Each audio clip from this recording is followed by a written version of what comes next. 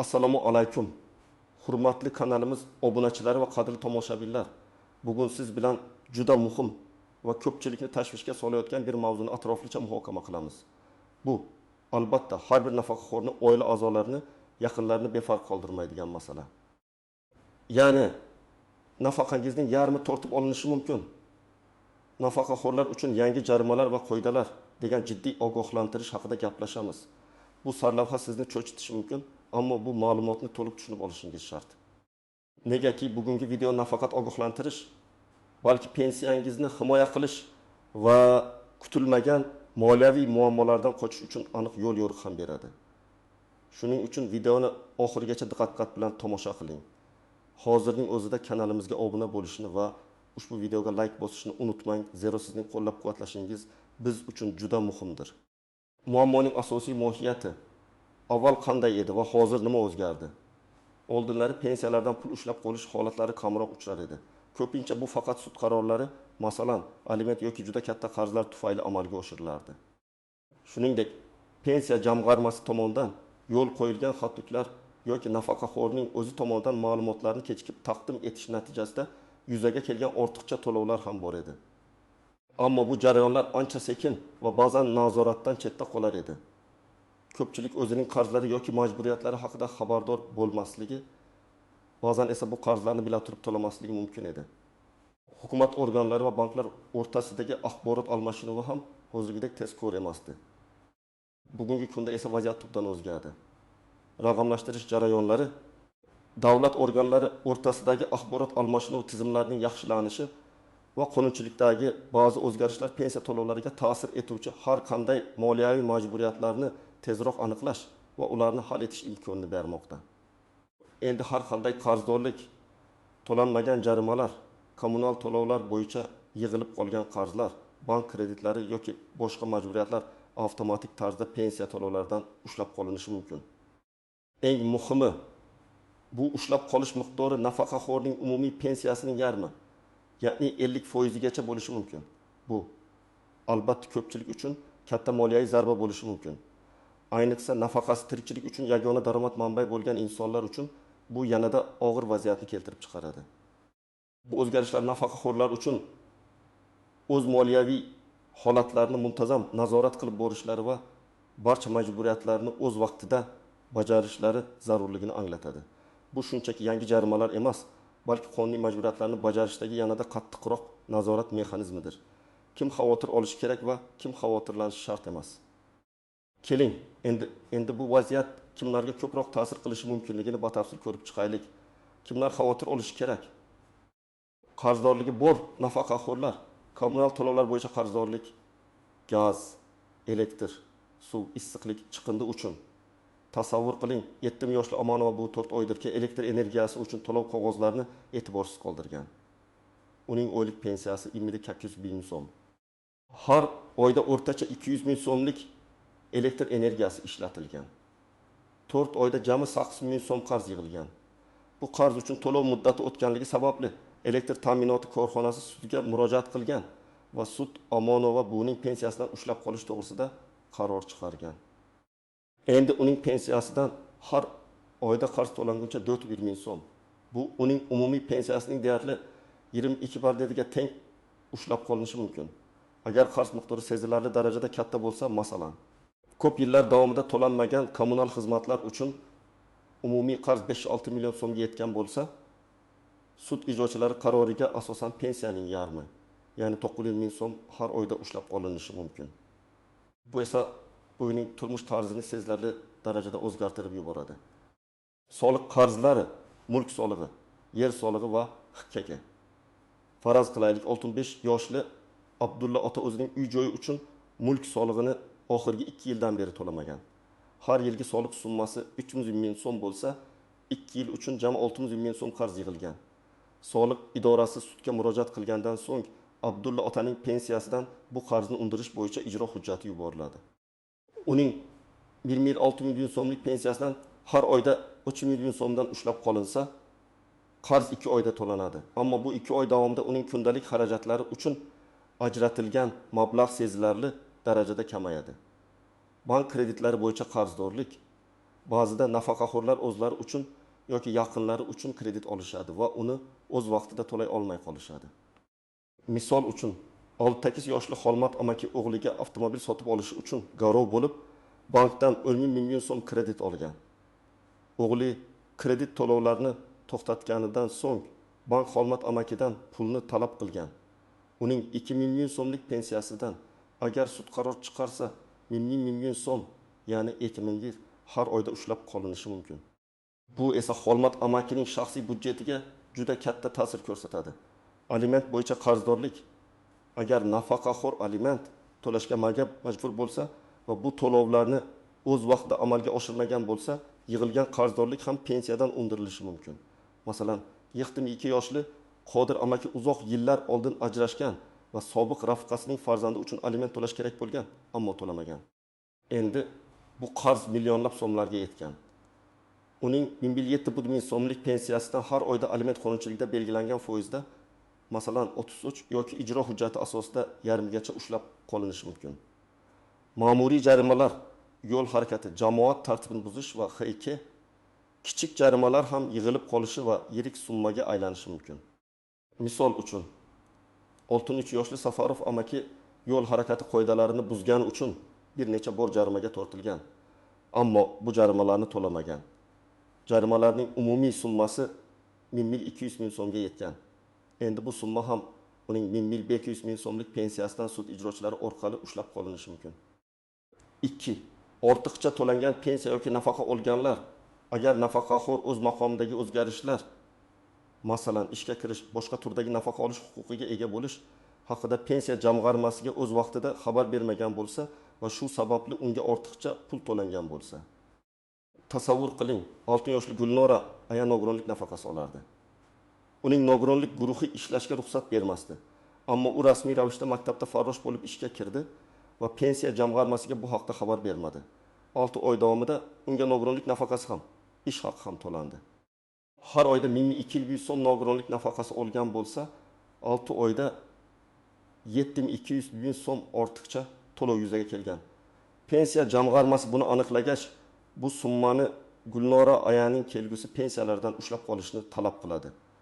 Uning nafaqasi 1200 ming so'm bo'lsa, jamg'arma har oyda 600 ming so'm eshitmida ushlab qolish huquqiga ega bo'ladi. Bu holda Gulnora aya 6 oy davomida faqat 60 ming so'm nafaqa oladi. Pensiya jamg'armasi xatosi tufayli ortiqcha to'langan bo'lsa ham, qonunchilikka ko'ra bu summa qaytarilishi kerak.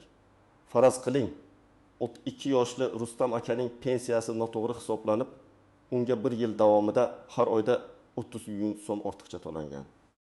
Jami 600 ming so'm. Bu xatolik keyinchalik aniqlanganda, jamg'arma bu pulni qaytarib berishni talab qiladi va uning pensiyasidan ushlab qoladi. 30.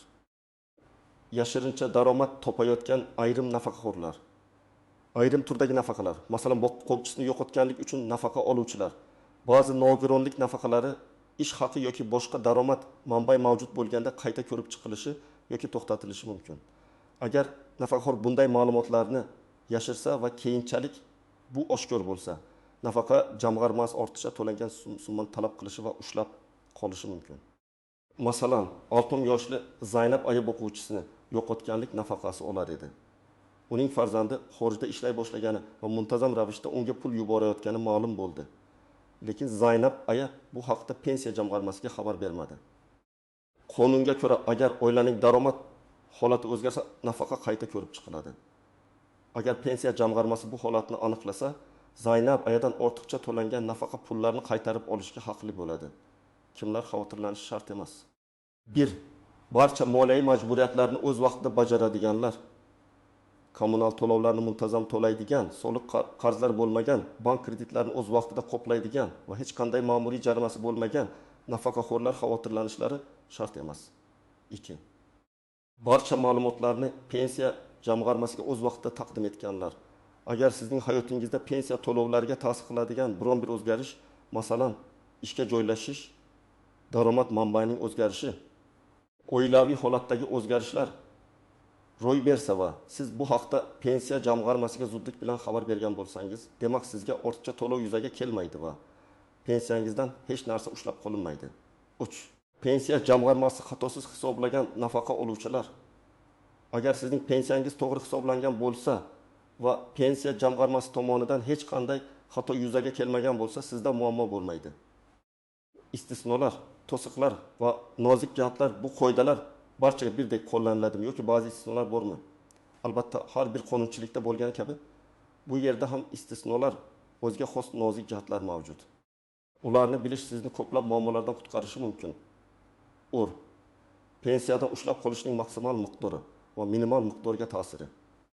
Qonun bo'yicha nafaqadan ushlab qolinishi mumkin bo'lgan maksimal summa e'tibordan oshmasligi kerak.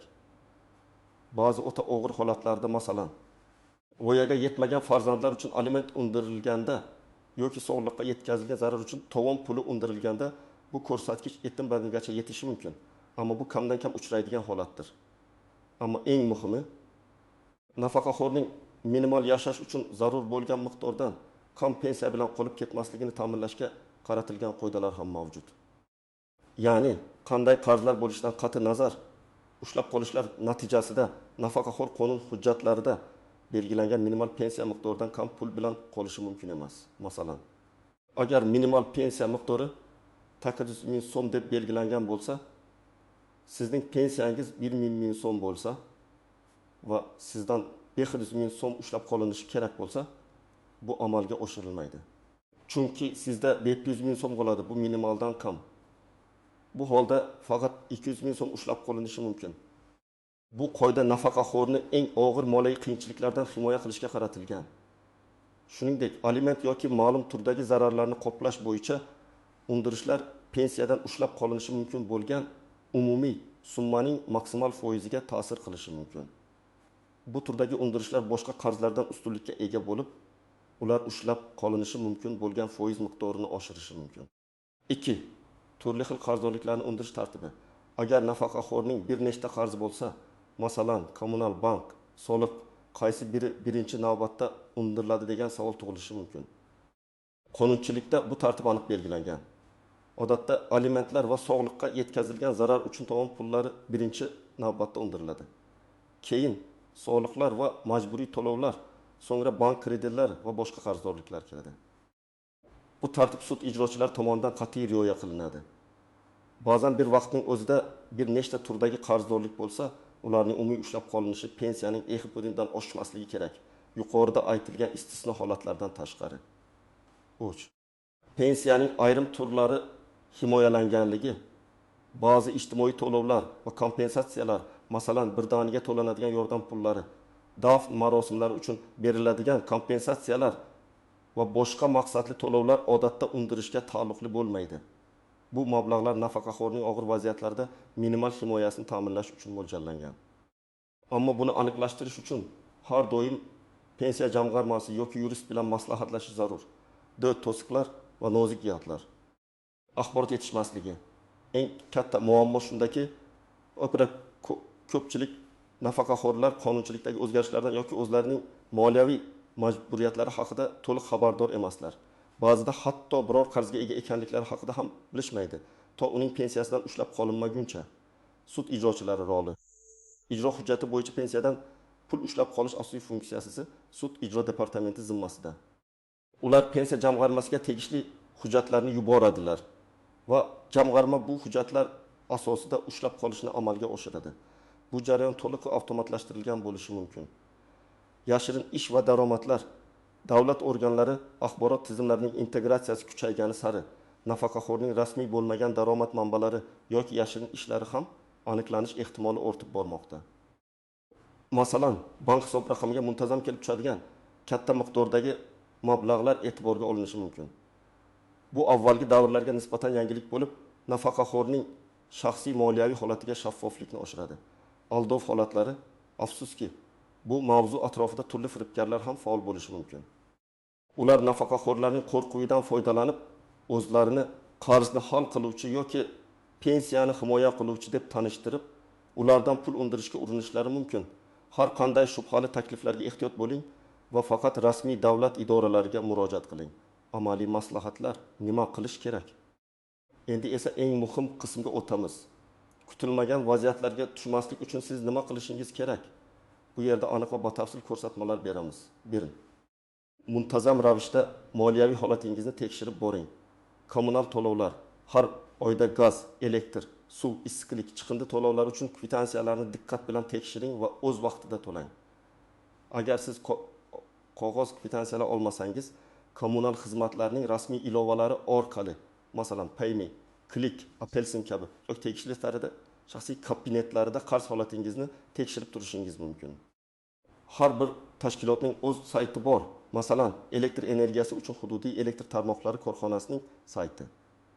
Soliq qarzlari, soliq qo'mitasining rasmiy veb sayti yoki mobil ilovasi orqali mulk solig'i, yer solig'i va boshqa soliq majburiyatlaringizni muntazam ravishda tekshirib turing. Agar sizga soliq bo'yicha xabarnoma kelgan bo'lsa, uni e'tiborsiz qoldirmang. Soliq inspeksiyasining mahalliy bo'limiga shaxsan borib ham maslahat olishingiz mumkin. Bank kreditlari, agar sizda bank krediti bo'lsa yoki siz kimningdir kreditiga kafil bo'lgan bo'lsangiz, kredit bo'yicha to'lovlar jadvalini qat'iy nazorat qiling. To'lovlarni o'z vaqtida amalga oshiring. Bank ilovalari yoki shaxsiy kabinetlar orqali to'lov holatingizni doimiy ravishda kuzatib boring. Agar siz kafil bo'lsangiz, kredit olgan shaxsning to'lovlarini nazorat qilishni unutmang. Ma'muriy jarimalar, avtotransport vositangiz bo'lsa, yo'l harakati qoidalari buzilishi bo'yicha jarimalar mavjudligini ISHXning rasmiy sayti yoki mobil ilovalari orqali tekshirib boring. Boshqa turdagi ma'muriy jarimalar bo'yicha ham tegishli idoralardan ma'lumot olishingiz mumkin. 2. Har qanday o'zgarishlar haqida pensiya jamg'armasiga zudlik bilan xabar bering. Ishga joylashish. Agar siz pensiyada bo'la turib rasmiy ishga joylashsangiz, bu haqda 10 kun ichida pensiya jamg'armasining hududiy bo'limiga yozma ravishda xabar berishingiz shart. Bu sizning pensiyangiz qayta hisoblanishiga yoki ayrim turdagi qo'shimcha to'lovlar to'xtatilishiga sabab bo'lishi mumkin. Ammo bu sizni kelajakda ortiqcha to'lovlarni qaytarish majburiyatidan qutqaradi. Daromad manbaining o'zgarishi. Agar sizning oilaviy daromadingiz sezilarli darajada o'zgarsa, ayniqsa ijtimoiy nafaqalar oluvchilar uchun, masalan, farzandlaringiz katta pul yubora boshlasa, bu haqda ham pensiya jamg'armasiga ma'lumot berish tavsiya etiladi. Oilaviy holatdagi o'zgarishlar, turmush qurish, ajrashish, yaqin qarindoshingiz vafot etishi kabi holatlar ham pensiya turiga ta'sir qilishi mumkin. Bu haqda ham jamg'armaga xabar berish kerak. Siz o'zgarishlar haqida xabar berish uchun pensiya jamg'armasining tuman, shahar bo'limiga murojaat qilishingiz va ariza yozishingiz lozim. Ariza bilan birga o'zgarishlarni tasdiqlovchi hujjatlar, masalan, mehnat shartnomasi, nikoh guvohnomasi ilova qilinishi kerak. Agar sizga pensiyadan ushlab qolish to'g'risida xabarnoma kelsa, aslo vahima qilmang. Avvalo, ushlab qolish sababini aniqlashtirishga harakat qiling. Xabarnomada qaysi organdan kelgani, sud ijrochilari, pensiya jamg'armasi, soliq idorasi va qaysi qarzdorlik bo'yicha ekanligi va undiriladigan summa ko'rsatilgan bo'lishi kerak. Kimga murojaat qilish kerak? Agar xabarnoma sud ijro bo'limidan kelgan bo'lsa, to'g'ridan-to'g'ri ijrochilarga murojaat qiling. Ular sizga ijro hujjati asosini, masalan, sud qarori, ijro yozuvi ko'rsatadilar va qaysi qarz haqida ekanligini tushuntiradilar. Agar pensiya jamg'armasidan kelgan bo'lsa, ularning hududiy bo'limiga borib, ortiqcha to'lovning sababini aniqlang. Barcha kerakli hujjatlarni, pensiya guvohnomasi, pasport xabarnoma o'zingiz bilan olib boring. Agar qarz sababi aniq bo'lmasa, shaxsiy ma'lumotlaringizni, pasport seriya va raqami taqdim etgan holda davlat xizmatlari markazlariga murojaat qilib, sizda qanday qarzdorliklar mavjudligini bilishingiz mumkin. Qarorni tekshiring. Agar sud qarori asosida pul undirilayotgan bo'lsa, ushbu qarorni diqqat bilan o'rganing. Agar siz sud jarayonida qatnashmagan bo'lsangiz yoki qarorga rozi bo'lmasangiz, uni belgilangan tartibda apellyatsiya shikoyat berishingiz mumkin. Hujjatlarni to'plang. Barcha to'lov kvitansiyalari, bank ko'chirmalari, pensiya jamg'armasi bilan bo'lgan yozishmalar va boshqa tegishli hujjatlarni tartib bilan saqlang. Bu hujjatlar sizning huquqlaringizni himoya qilishda juda muhimdir. 4. Huquqiy yordam izlang. Agar siz vaziyatdan chiqish yo'lini topa olmasangiz, malakali yurist yoki advokatga murojaat qilishdan tilaqdan tortinmang. Ular sizga qonuniy maslahatlar beradi, hujjatlarni to'g'ri rasmiylashtirishda yordam beradi va sizning nomingizdan tegishli organga murojaat qilish mumkin. Davlat xizmatlari markazlarida bepul huquqiy maslahatlar beruvchi yuristlar ham bo'lishi mumkin. Xulosa va yakuniy chorlov, hurmatli do'stlar, Bugungi videoda muhokama qilgan mavzumizning asosiy xulosasi shundan iboratki, har bir nafaqaxo'r o'z moliyaviy holatiga nisbatan juda hushyor bo'lishi, barcha majburiyatlarni o'z vaqtida bajarishi va qonunchilikdagi o'zgarishlardan xabardor bo'lishi shart. Bu sizning pensiyangizni kutilmagan ushlab qolishlardan himoya qilishning yagona ishonchli yo'lidir.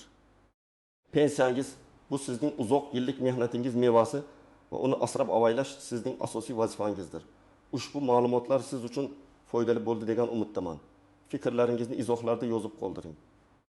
Sizning savollaringiz va mulohazalaringiz biz uchun juda qimmatlidir. Video like bosishni va kanalimizga obuna bo'lishni unutmang. Zero biz kelajakda ham siz uchun shunday muhim va foydali ma'lumotlarni ulashishda davom etamiz. O'zingizni va yaqinlaringizni asrang. Keyingi videolarda ko'rishguncha xayr.